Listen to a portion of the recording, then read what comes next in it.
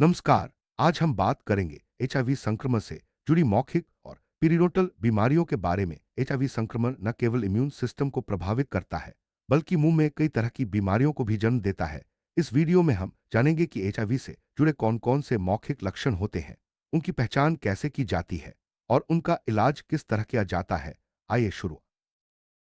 HIV एक virus है जो शरीर के इम्यून सिस्टम को कमजोर करता है। इससे शरीर की रोग प्रतिरोधक क्षमता घट जाती है और कई तरह के संक्रमणों का खतरा बढ़ जाता है। एचआईवी के कारण CD4+ टी सेल्स की संख्या कम हो जाती है, जिससे शरीर सामान्य संक्रमणों से भी नहीं लड़ पाता। यही वजह है कि एचआईवी संक्रमित व्यक्तियों में मौखिक बीमारियां ज्यादा देखने को मिलती हैं।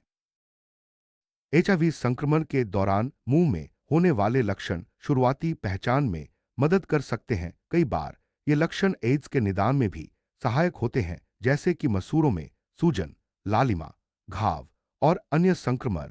इन लक्षणों की पहचान और समय पर इलाज से मरीज की जीवन गुणवत्ता बेहतर की जा सकती है। एचआईवी संक्रमण के कारण शरीर में इम्यूनोस्प्रेसेंट की स्थिति बन जाती है, जिससे मौखिक संक्रमणों का खतरा बढ़ जाता है। इम्यून सिस्टम कमजोर होने से सामान्य मौखिक रोग भी गंभीर रूप ले सकते हैं। इसलिए एचआईवी संक्रमित मरीजों में मौखिक स्वास्थ्य की निगरानी बेहद जरूरी है। लिनियर जिंजिवाइटिस एचआईवी संक्रमित मरीजों में आमतौर पर देखने को मिलता है। इसमें मसूड़ों के किनारे पर एक लाल पट्टी बन जाती है, जिसे मार्जिनल लीनियर एरिथेमा कहा जाता है। यह आमतौर पर सभी दांतों को प्रभावित करता है, लेकिन कभी कभी केवल एक तरफ भी हो सकता है। मसूड़ों में सूजन, लालिमा और कभी कभी हल्की जलन महसूस हो सकती है। लिनियर जिंजिवाइटिस में मसूड़ों के किनारे पर लालिमा, सूजन और कभी कभी छोटे छोटे घाव दिखाई देते हैं। यह स्थिति अक्सर प्लाक हटाने के बाद भी ठीक नहीं होती।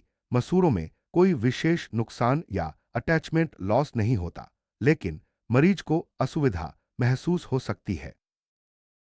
इस रोग में मसूड़ों के किनारे पर लगातार लाल पट्टी बनी रहती है। प्लाक की मात्रा और लालिमा में कोई सीधा संबंध नहीं होता।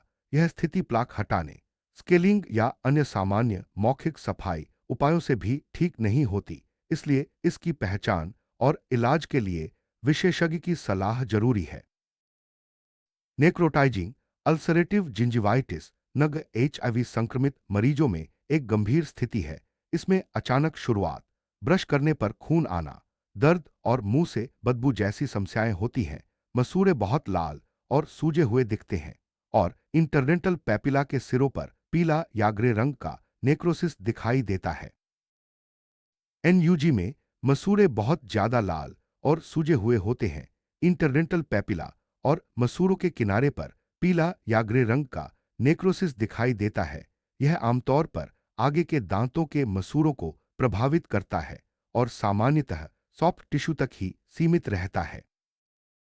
नेक्रोटाइजिंग अल्सरेटिव पीरियोडाइटिस नप एनयूजी से भी गंभीर स्थिति है। इसमें तीव्र दर्द, सॉफ्ट टिश्यू नेक्रोसिस, अल्सरेशन और इंटरप्रोक्सिमल क्रेटरिंग होती है। इसमें डीप पॉकेट नहीं बनते, लेकिन क्रिस्टल बोन का नुकसान और सॉफ्ट टिश्यू का विनाश होता है। दांतों में हिलना आम बात है। एनयूपी आमतौर पर गंभीर इम्यूनोस्प्रेशन के साथ जुड़ा होता है, खासकर जब CD4 सेल काउंट 280/mm3 से कम हो। इसमें बोन लॉस तेजी से होता है, जबकि मसूड़ों में ज्यादा सूजन नहीं दिखती। यह स्थिति एआईवी संक्रमित मरीजों में तेजी से बढ़ सकती है, इसलिए समय पर पहचान और इलाज जरूरी है। नेक्रोटाइजिंग स्टोमेटाइटिस एचआईवी से जुड़ी सबसे गंभीर मौखिक स्थिति है। इसमें सॉफ्ट टिश्यू और हड्डी दोनों का नेक्रोसिस होता है, जिससे टिश्यू अलग हो सकते हैं। यह स्थिति नोमा या कैंक्रम ओरिस जैसी दिखती है और एचआईवी के सबसे गंभीर पीरियोडल संक्रमणों में गिनी जाती है। एचआईवी संक्रमित मरीजों में ऊपर बताई गई सभी मौखिक बीमारियां एक साथ या अलग अलग भी हो सकती हैं। इन बीमारियों की खासियत यह है कि ये सामान्य पीरियोडल बीमारियों की तरह प्लाक हटाने या अच्छी मौखिक सफाई से ठीक नहीं होती, इसलिए इनका इलाज अलग तरीके से किया जाता है। डिजीज कंट्रोल CDC ने एआईवी/एड्स के मरीजों को 3 श्रेणियों में बांटा है। कैटेगरी ए में वे मरीज आते हैं जिनमें हल्के या कोई लक्षण नहीं होते, कैटेगरी बी में वे जिनमें लक्षण जैसे कैंडिडाइसिस, हर्पीज जोस्टर आदि होते हैं, और कैटेगरी सी में वे मरीज आते हैं जिनमें CD4+T4 सेल 200/mm3 से कम होते हैं और गंभीर जीवनधम। CDC के अनुसार HIV मरीजों की लैब कैटेगरी भी 3 भागों में बांटी जाती है। कैटेगरी 1 में CD4 काउंट 500/mm3 या उससे अधिक, कैटेगरी 2 में 200-499/mm3 और कैटेगरी 3 में 200/mm3 से कम। यह वर्गीकरण इलाज और रोग की गंभीरता समझने में मदद करता है। 1993 के संशोधित वर्गीकरण के अनुसार HIV संक्रमण से जुड़े मौखिक घावों को 3 समूहों में बांटा गया है। ग्रुप 1 में वे घाव आते हैं जो HIV से मजबूत रूप से जुड़े हैं, जैसे कैंडिडाइसिस, हेरी ल्यूकोप्लाकिया, कपोसी सार्कोमा, नॉन-हॉजकिंस लिम्फोमा और पीरिरोटल बीमारियां। ग्रुप 2 में वे घाव आते हैं जो HIV से कम सामान्य रूप से जुड़े होते हैं, जैसे माइकोबैक्टीरियल संक्रमण, salivary gland disease, thrombocytopenic purpura और कुछ वायरल संक्रमण। इनका इलाज भी विशेष ध्यान से किया जाता है। ग्रुप 3 में वे घाव शामिल हैं जो HIV संक्रमण में देखे जा सकते हैं, जैसे actinomyces, Escherichia coli, Klebsiella, fungal संक्रमण, नर्वस सिस्टम डिस्टरबेंस और वायरल संक्रमण जैसे साइटोमेगालोवायरस। HIV संक्रमित मरीजों में सबसे आम मौखिक लक्षणों में ओरल हेरी ल्यूकोप्लाकिया, कैंडिडाइसिस, कपोसी सार्कोमा, नॉन-हॉजकिंस लिम्फोमा और पीरिरोटल बीमारियां शामिल हैं। ये लक्षण मरीज की इम्यून स्थिति का संकेत भी देते हैं।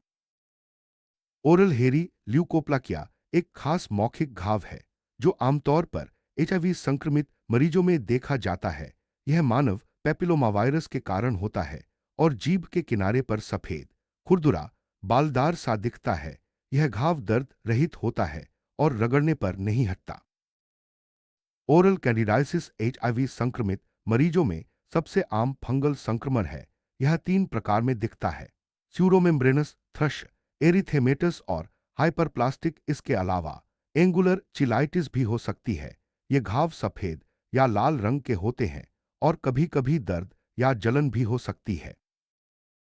कपोसी सार्कोमा एक मल्टीफोकल वेस्कुलर ट्यूमर है जो आमतौर पर HIV संक्रमित मरीजों में देखा जाता है। यह नोड्यूल, पैप्यूल या मैक्यूल के रूप में दिखता है जो भूरे, नीले या बैंगनी रंग के हो सकते हैं। यह घाव मसूड़ों, तालू या जीभ पर हो सकते हैं। बैसिलरी एंजियोमेटोसिस एक संक्रामक वेस्कुलर डिजीज है जो HIV संक्रमित मरीजों में देखी जाती है। इसमें लाल, नीले या बैंगनी रंग के सूजे हुए सॉफ्ट टिश्यू घाव बनते हैं जो पीरिरोटल लिगामेंट और हड्डी को नुकसान पहुंचा सकते हैं। HIV संक्रमित मरीजों में कभी-कभी ओरल हाइपरपिगमेंटेशन भी देखा जाता है। इसमें मसूड़ों, जीभ या गालों पर गहरे रंग के धब्बे बन सकते हैं। यह स्थिति आमतौर पर दर्द रहित होती है, लेकिन मरीज को चिंता हो सकती है। HIV संक्रमित मरीजों में कभी-कभी मुंह में असामान्य अल्सर बन सकते हैं जो सामान्य से ज्यादा समय तक नहीं भरते। ये अल्सर दर्दनाक हो सकते हैं और खाने पीने में दिक्कत कर सकते हैं। HIV संक्रमण की पहचान के लिए सबसे आम तरीका सीरोलॉजिकल टेस्टिंग है। HIV एंटीबॉडी की जांच के लिए इलिसर टेस्ट सबसे पहले किया जाता है। अगर यह पॉजिटिव आता है तो वेस्टर्न ब्लॉट या PCR जैसे कंफर्मेटरी टेस्ट किए जाते हैं। HIV की डायरेक्ट पहचान के लिए P24 एंटीजन, HIV एक RNA और HIV एक DNA की जांच की जाती है। इसके अलावा HIV कल्चर भी किया जा सकता है। ये टेस्ट मरीज की संक्रमण की स्थिति और इलाज की योजना बनाने में मदद करते हैं। HIV एंटीबॉडी की जांच के लिए सबसे पहले इलिसर टेस्ट किया जाता है। अगर यह पॉजिटिव आता है तो वेस्टर्न ब्लॉट और PCR जैसे कंफर्मेटरी टेस्ट किए जाते हैं। ये टेस्ट मरीज की सही स्थिति जानने में मदद करते हैं। HIV के इलाज का मुख्य उद्देश्य वायरल लोड को कम करना और इम्यून सिस्टम को मजबूत बनाना है। इसके लिए मरीज को एंटीरेट्रोवायरल थेरेपी दी जाती है, जिससे संक्रमण की प्रगति धीमी होती है और मरीज की जीवन गुणवत्ता बेहतर होती है। एचआईवी के इलाज में मुख्य रूप से 3 तरह की दवाएं दी जाती हैं: nucleoside reverse transcriptase inhibitors NRTIs, non nucleoside reverse transcriptase inhibitors NNRTIs और प्रोटीज इनहिबिटर्स। इन दवाओं का संयोजन मरीज की स्थिति के अनुसार किया जाता है। Hot highly active antiretroviral therapy HIV के इलाज में 3 या अधिक दवाओं का संयोजन है। इसमें कम से कम एक प्रोटीज इनहिबिटर या एनएनआरटीआई शामिल होता है। इसे अक्सर ड्रग कॉकटेल या ट्रिपल थेरेपी भी कहा जाता है। लिनियर जिंजिवाइटिस के इलाज में मरीज की मेडिकल हिस्ट्री लेना, प्रभावित हिस्सों की स्केलिंग और मौखिक सफाई की सलाह देना जरूरी है। 10% पोविडोन आयोडीन से इरिगेशन और 0.12% क्लोरहेक्सिलिन माउथ रिंस दिन में 2 बार उपयोग किया जाता है। जरूरत पड़ने पर एंटीफंगल एजेंट्स भी दिए जाते हैं। इलाज के बाद मरीज को 1 दिन और 1 हफ्ते बाद फॉलोअप के लिए बुलाया जाता है, जब तक पीरिरोटल स्थिति स्थिर न हो जाए। हर 4 हफ्ते में रिकॉल किया जाता है।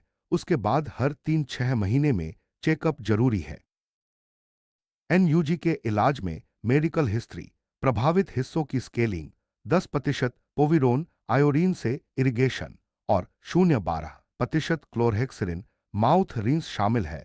जरूरत पड़ने पर एंटीफंगल एजेंट्स और सिस्टमिक एंटीबायोटिक्स भी दिए जाते हैं। इलाज के बाद मरीज को एक 28 दिन, 4 हफ्ते और एक 6 महीने बाद फॉलोअप के लिए बुलाया जाता है। इससे बीमारी की प्रगति पर नजर रखी जाती है और जरूरत पड़ने पर इलाज में बदलाव किया जाता है। एनयूपी के इलाज में मेडिकल हिस्ट्री, प्रभावित हिस्सों की स्केलिंग, लोकल एनेस्थीसिया के तहत नेक्रोटिक बोन और सॉफ्ट टिश्यू को हटाना, 10% पोविडोन आयोडीन से इरिगेशन और 0.12% क्लोरहेक्सिलिन माउथ रिंस शामिल है। साथ ही सिस्टमिक एनाल्जेसिक्स और जरूरत पड़ने पर एंटीबायोटिक्स भी दिए जाते हैं। एनयूपी के इलाज के बाद मरीज को एक 28 दिन, 4 हफ्ते और एक 6 महीने बाद फॉलोअप के लिए बुलाया जाता है। इससे बीमारी की प्रगति पर नजर रखी जाती है और जरूरत पड़ने पर इलाज में बदलाव किया जाता है। नेक्रोटाइजिंग स्टोमेटाइटिस के इलाज में ऊपर बताए गए सभी स्टेप्स के अलावा घाव को माउथ गार्ड से प्रोटेक्ट करना भी शामिल है। इससे घाव को और नुकसान से बचाया जा सकता है।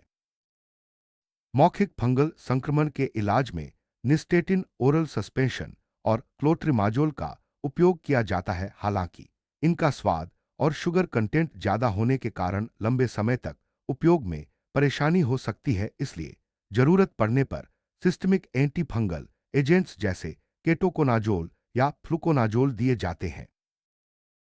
सिस्टमिक एंटीफंगल एजेंट्स जैसे केटोकोनाजोल और फ्लुकोनाजोल का उपयोग तब किया जाता है जब लोकल एजेंट्स से फायदा न हो। फ्लुकोनाजोल 200 mg टैबलेट सबसे ज्यादा प्रेफर की जाती है, जबकि केटोकोनाजोल लिवर टॉक्सिसिटी का कारण बन सकता है। एचआईवी संक्रमित मरीजों को नियमित मौखिक सफाई, ब्रशिंग और माउथ रिंस का उपयोग करने की सलाह दी जाती है।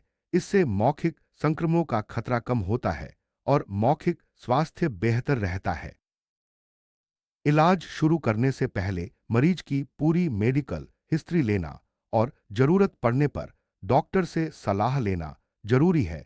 इससे इलाज सुरक्षित और प्रभावी रहता है। एचआईवी संक्रमित मरीजों को मौखिक स्वास्थ्य के लिए नियमित फॉलोअप की सलाह दी जाती है।